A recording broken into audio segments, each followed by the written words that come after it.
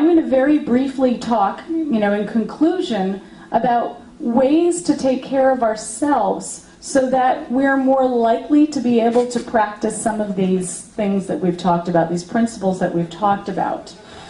And one of the most important things we can do is to acknowledge the insanity of carnism. Okay? Carnism it's an insane system. It's totally illogical. And this causes conflicting emotions, right? We have to love people whose behaviors we hate. We have to respect people whose beliefs might offend us. And it's helpful to, rather than trying to fix these contradictions, to accept them. Just accept them. They are a natural part of living in a culture that is organized around illogical thinking and contradictions. Life becomes easier if we give ourselves permission to love meat eaters, even if we don't love what they do. How many of you have noticed that your relationships have been a little bit stressful because of veganism? Anybody? Okay, so a lot of people in this room. Do you find sometimes that it's hard for you to continue to love people or feel connected with them when they're still eating animals? It is hard. Sometimes we just need to say we can love people and not love what they do. And that makes life a lot easier, and it helps us to communicate with more compassion and more effectively. Loving a meat eater, it doesn't make you a hypocrite. It just makes you authentic. Makes you practicing the things that we've been talking about. I always recommend for vegans not to internalize carnism. Even for those of us who have stepped outside of the system, we're still living inside of the system. And one of the ways that dominant ideologies or dominant systems like carnism maintain themselves is by promoting negative messages about the people and the movements that challenge them, right? If we shoot the messenger, we don't have to take seriously the implications of their message. And often vegans can internalize these negative messages. So, for instance, have you ever been called overly emotional? Right? Because this is what happens to proponents, has happened to proponents of all social movements, feminists, people working in civil rights, overly emotional. When it comes to the atrocity of the animals, the world needs more emotion, not less. When we are called overly emotional, this is a way of discrediting our argument, because it means if you're too emotional, what does that mean? You are not rational, right? It's a way of silencing. It's not true.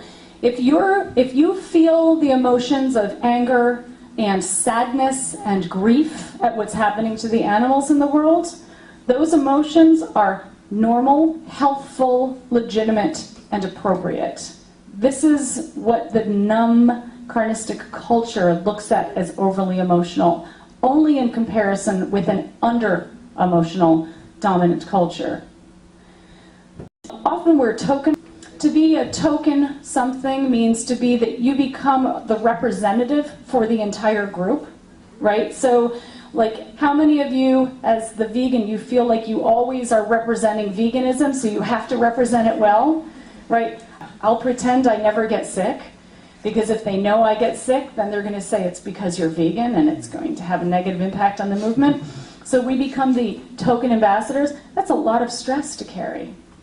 Often we become tokenized. Guys, we're called picky. Oh, you're such a picky eater, you know? You won't just pick out the meatballs and eat the pasta sauce. We've already talked about this. You can say, no, I'm having a disgust response. It's a legitimate psychological reaction. A psychologist told me so. We are hypocrites if we wear leather, extremists if we don't. If we express our anger about what's happening to the animals, then we're militant human haters. If instead we don't talk from anger, but we talk from wanting peace and compassion, then we are eater, tree-hugging, tofu-loving hippies. And to proselytize, propagandize might be, to promote propaganda, right? It's similar. So when vegans share information about the benefits of eating a vegan diet, we can be called sharing propaganda. When meat eaters share information about, nutrients in eating animals, that's not propaganda, that's just information. Right? So recognizing these, it is essential to not internalizing, not believing them.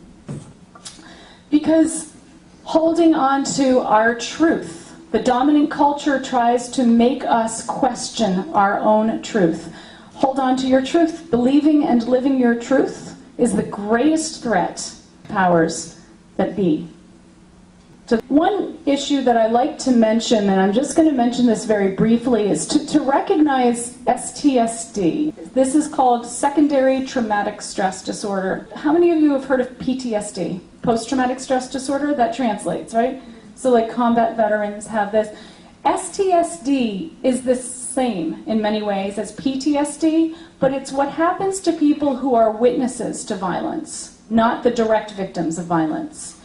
Many of us who are fighting atrocities, who are working to raise awareness of atrocities, can become traumatized by them.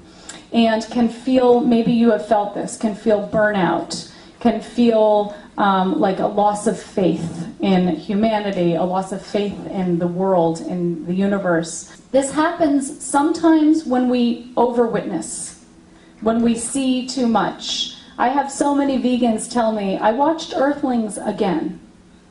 Again? What?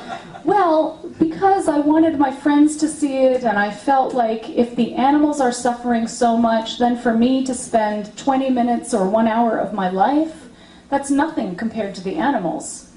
Except that this person is, of course, traumatized. And the more we witness, we don't need to witness. When you already know what's happening, you don't need to see over and over and over again the images, because they can have a negative impact over time. Maybe you have experienced it. You can't get the images out of your mind. They come to your mind when you don't want them to. Don't over-witness. And get witnessed. Find people who you can talk to. Maybe you don't share the graphic details, but who see you. To be witnessed is to be seen. When we live in a dominant carnistic culture that turns away from veganism, then we as vegans can feel invisible too. We can feel invisible in very profound ways. So it's so important to find people who see who you are and what you do and validate that, so the culture doesn't minimize or dismiss you in that way. This book, by the way, Trauma Stewardship, is an excellent, excellent book, a practical book for taking care of ourselves. All right, we'll wrap up. We've got 2 more. Okay, appreciate your burden of knowing and expect that others won't. People in your life cannot see who you are until they're ready to see the truth about Carnism. 2 more quick points.